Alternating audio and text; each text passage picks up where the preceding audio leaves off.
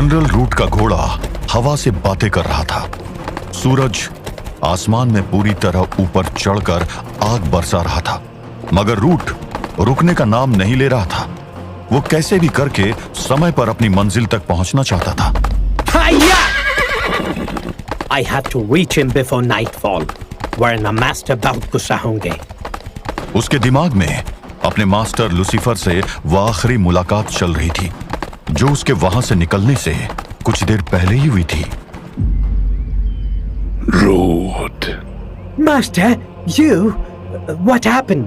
I know what is happening. और हमें उसे रोकना है। मास्टर, मैंने आज ही 2 सोल्जर्स को ग्वालियर भेजा है। सिंडियर्स हमारे एलाइज हैं। I will get ammunition from there and then... उतना टाइम नहीं है। You'll have to do as I say. Okay, master, मैं सुन रहा हूँ। और फिर लूसीफर ने जो कहा, उसे सुनकर रूट को बिल्कुल भी यकीन नहीं हुआ। What? What are you saying, master? इस सब को कोई सेंस नहीं बन रहा है। सब समझ जाओगे, पर तुम्हें अभी निकलना होगा। अभी? Like right now? But कहाँ के लिए, master? And what do I have to do? तुम्हें भोपाल की ओर जाना होगा। भोपाल से ऑलमोस्ट 4 घंटे पहले तुम्हें वो आदमी मिलेगा जो हमारी हेल्प कर सकता है। कौन? मिर्जा अनवर। मिर्जा अनवर? भोपाल किंगडम का सिक्योरिटी एडवाइजर? वो सिर्फ एक सिक्योरिटी एडवाइजर नहीं है। He is a master of dark arts, a worshipper of my father, the Saturn himself. But याद रहे, उससे अपना काम करवाना इजी नहीं होगा। He is a tough one to bargain with. पर तुम्हें कैसे भी नेगोशिएट करना होगा। बिना उसकी हेल्प के everything will be lost. Everything I have waited for, plotted for and dreamt for. Don't worry, master. मैं आपको let down नहीं करूंगा। Then leave right now. हमारे पास टाइम बहुत कम है। Every second matters. Yes, master. I have to make master proud. मुझे timely Mirza Anwar तक पहुंचना है कैसे भी। जनरल रूट अपने मिशन को पूरा करने के लिए पूरी स्पीड से आगे बढ़ रहा था।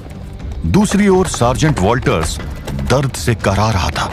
जब से हैरी ने उसे काट लिया था, तब से वो एक मामूली इंसान से जंगली भेड़िया बनने लगा था, पर इसका दर्द उसे सहन नहीं हो पा रहा था। प्लीज मुझे मार दो। Kill me but don't turn me into a monster. Please no. Please, मैं तुमसे बात कर रहा हूं। Please. You want me to kill? Yes, please kill me. Walters, मैं तुम्हारी बात की रिस्पेक्ट करूंगा। I will kill. पर तुम्हें नहीं। मतलब? ध्यान से सुनो। कुछ सुनाई दिया? नहीं। ध्यान लगाओ। तुम अब नॉर्मल पैथेटिक आदमी नहीं हो। तुम मेरे जैसे बनने वाले हो। तुम्हारी सेंसेस स्ट्रांग हो रही है। तुम अंधेरे में देख सकते हो, ज्यादा अच्छे से सूंघ सकते हो और दूर तक सुन सकते हो। कोशिश करो। सुनो कि बाहर से आ रही वो आवाजें क्या कह रही है। सुनो। वॉल्टर्स ने ध्यान से सुनने की कोशिश की और वो अंदर तक कांप गया। नहीं, not them. उनको छोड़ दो। Please let them go. Walter's, तुम ही तो मुझसे प्लीड करके कह रहे थे किल। अब तुम सुनोगे अपने उन सोल्जर्स की चीखें जो मेरे ये भेड़िए उनके हलक से निकलवाएंगे। आफ्टर ऑल, ये बेचारे बहुत दिनों से मेहनत कर रहे हैं। इन्हें भरपेट खाना मिलना चाहिए ना। और जब वो खाना खुद चलकर पास आ रहा है, तो मैं इन्हें अपनी भूख मिटाने से कैसे रोक दूं? No, don't do it, please, Harry, वो तुम्हारे भी सोल्जर्स हैं। Harry is dead. मैं हैरी नहीं हूं, बस उसकी मेमोरीज है मेरे पास, क्योंकि ये बॉडी उसी की है। पर उसके अंदर की एनर्जी, उसके अंदर की पावर और उसके अंदर की आत्मा मेरी है, मेरी। तुम कौन हो तुम? I am the servant of great Webwawet, and I, Amenhotep, will do what my master wants. ना मुरादो, उठो और जाओ, अपनी भूख मिटा लो। एक एक को फाड़ खाना, हड्डियां तक चबा डालना। जाओ, क्योंकि आज रात तुम सबको मेरे साथ एक जंग लड़नी है। A war to free our master. A war to free great Webwawet. जाओ। प्लीज मत करो ऐसा, प्लीज प्लीज। सार्जेंट वॉल्टर्स की मिन्नतों से उस दरिंदे पर कोई फर्क नहीं पड़ा। उसकी भेड़िया फौज शिकार पर निकल चुकी थी।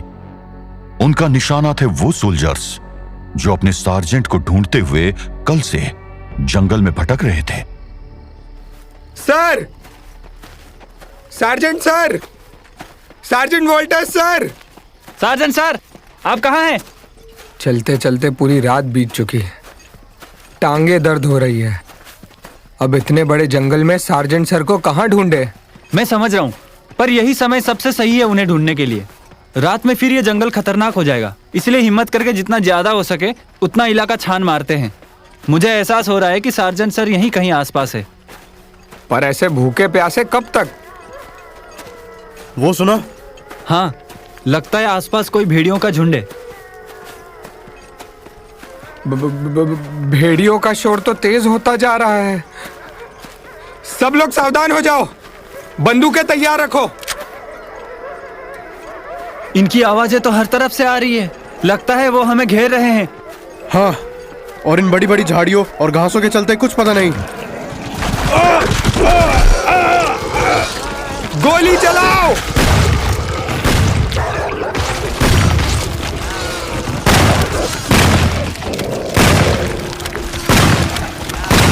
ये तो बहुत सारे हैं। ये कितना बड़ा झुंड है, ये तो खत्म ही नहीं हो रहे हैं।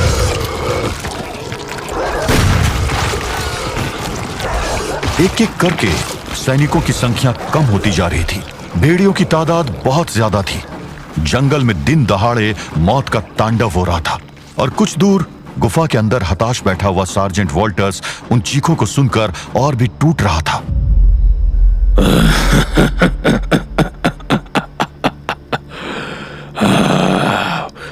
कितना मेलोडियस म्यूजिक है। क्यों वॉल्टर्स, मजा आ रहा है ना? How can you do this? कैसे कोई इस मैसेकर को एंजॉय कर सकता है? कैसे? तुम मुझसे क्या एक्सपेक्ट कर रहे हो कि मैं तुम लोगों से कोई सिंपैथी रखूंगा? तुमने और उस ऑटोमेंस में कोई फर्क नहीं है। तुम सब ने मेरे फेरोज के टूम को अपवित्र किया है। तुम सब ने मेरे इजिप्ट को लूटा, नोचा, हमारे मंदिर तोड़ दिए, हमारी सिविलाइजेशन को खत्म कर दिया। पर अब हमारी बारी है।